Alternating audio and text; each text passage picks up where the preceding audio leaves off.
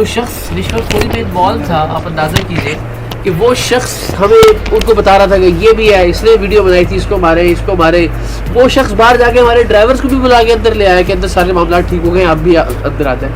تو وہ شخص لیڈ کر رہا تھا اس سائنی مار کٹائی کو, اور اس کا سب سے اذیت ناک پہلو یہ تھا کہ شاید کسی دشمن ملک کی بھی کوئی ایجنسی یا ادارہ ہوتا وہ اس طرح سے ٹریٹ نہیں کرتا کہ ہمیں باقاعدہ وہاں مار مار کے, میرا یہ اب جو شولڈر ہے ڈسلوکیٹ ہو گیا ہے,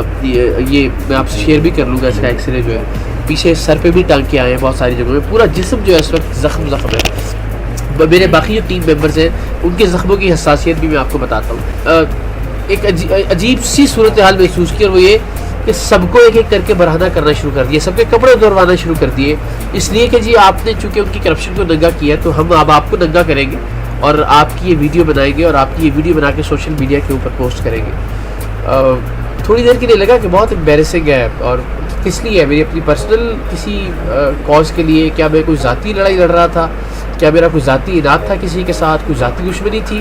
کہ مجھے اتنا ذلیل کیا جائے کہ میری ٹیم کے سامنے میرے کپڑے اتارے جائیں اور پھر مجھے کہا جائے گھومو, اور گھوم کے بھی ویڈیو بنائی جائے اور پھر سیدھے طریقے سے بھی ویڈیو بنائی جائے,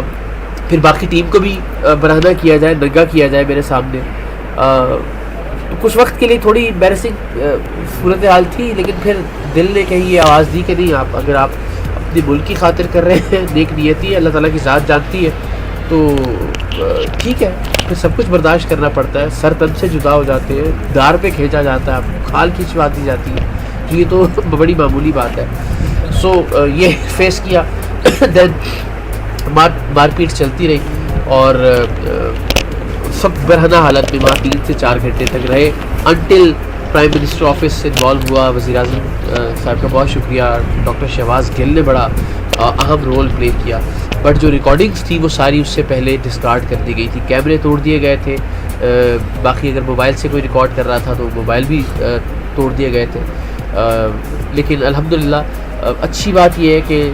جو یہ بربریت کرنے والے تھے ڈائریکٹر رضوان شاہ, وہ بھی معطل ہو گئے, ان کے ساتھ 5 لوگ اور بھی معطل ہوئے. لیکن اگر میں اقتدار الحسن نہیں ہوں تو اس کا مطلب ہے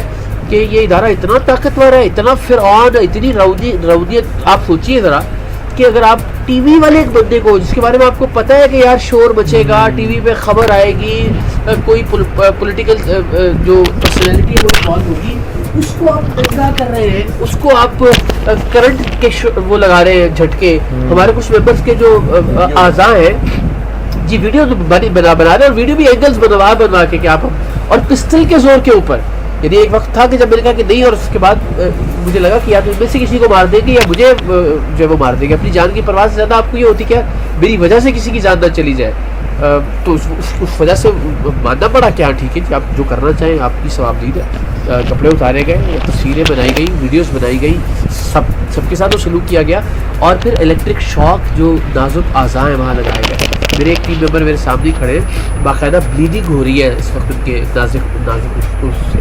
دوسرے ٹیم ممبر ہیں وہ اس وقت دوسرے ہاسپٹل میں ان کو بھیج رہے ہیں کہ وہ بھی ایک شدید تکلیف اور کرب میں مبتلا ہیں. سب سے زیادہ تکلیف دہ مرحلہ تھا ہمارے آڈیو انجینئر, گردے کی تکلیف میں مبتلا ہیں. جب ان کو باقاعدہ گھسے اور لاتیں ماری گئی تو وہ وہاں پہ تڑپ رہے تھے, تقریباً بے ہوش ہو گئے تھے, الٹیاں کر رہے تھے. اس کے باوجود اتنی بدبختی, اتنی فرعونیت, اتنی کوئی ناراضگی, اتنا کوئی ذاتی اناد کہ